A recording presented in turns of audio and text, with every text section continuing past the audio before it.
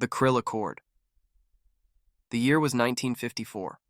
In the high deserts of New Mexico, under the pretense of Cold War security drills, something unprecedented occurred. Not far from Holloman Air Force Base, a disc-shaped craft descended silently onto the tarmac. It hovered briefly, then landed with surgical precision. Out of its hatch emerged a being, slender, gray-skinned, with large black eyes and no mouth. His name or designation was KRLL. According to deep cover sources and now declassified whispers, President Dwight D. Eisenhower was secretly ushered to the base under the guise of a dental emergency. There, he met with representatives of an extraterrestrial species later identified as the EBEs, extraterrestrial biological entities. Among them was KRLL, who acted as a diplomat. The meeting was not without tension, but it birthed what would become known in conspiracy circles as the Greada Treaty.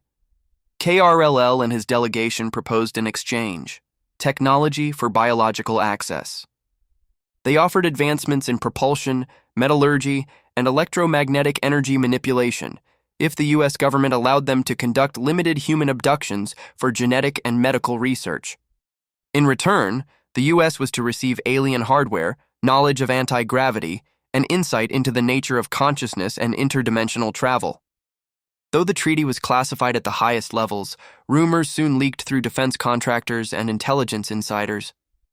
Figures like William Cooper, a former naval intelligence officer, would later claim that KRLL's agreements were betrayed, with abduction numbers far exceeding agreed limits and the EBEs operating independently in secret underground bases like Dulce, New Mexico.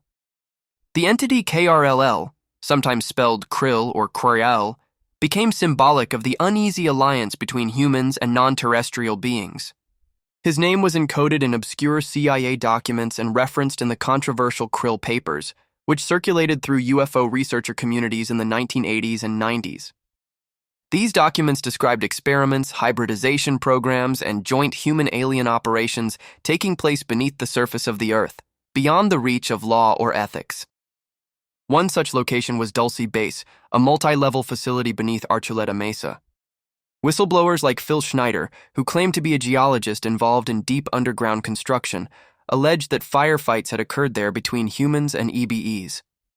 He described reptilian and gray beings operating alongside black-budget military units. His later death under suspicious circumstances only deepened the mystery. The Majestic 12, an elite group of scientists, military leaders, and government officials, was reportedly created to manage and cover up these alien interactions. Satellite facilities like Area 51 and S4 in Nevada were said to reverse engineer the craft gifted by KRLL's faction. Some breakthroughs in fiber optics, night vision, and computer chips have been quietly attributed to this exchange. But all was not harmonious. By the late 1960s, it became clear that the EBEs were not entirely forthcoming. Abductions escalated. Entire families reported lost time, implants, and strange scars. Telepathic communication and hybrid children began appearing in contactee reports. Some insiders believed the EBEs were not merely researchers. They were harvesting something vital from humanity, our genetic material, emotional energy, or even souls. KRLL himself allegedly died on Earth. Some say he was kept under watch in a secure facility until his body failed. Others claim he was extracted back to his civilization through dimensional portals hidden in the deserts of the American Southwest. His final fate remains unknown. In the years since, presidents have come and gone, each briefed, each sworn to silence. Programs like Project Serpo, MJ-12, and Solar Warden hint at a vast galactic infrastructure in which Earth plays a small but significant role. The public, meanwhile, remains in the dark, fed a diet of skepticism, ridicule, and Hollywood fiction to mask the reality. Yet the truth leaks out in fragments. Witnesses step forward, Navy pilots release footage. Government agencies declassify videos. And slowly, piece by piece, the Krill Accord becomes less of a theory and more of a legacy, a hidden chapter in humanity's ongoing relationship with the stars. As disclosure accelerates, the question remains, what price did we pay for forbidden knowledge? And was KRLL a friend, a neutral observer, or something far more complex?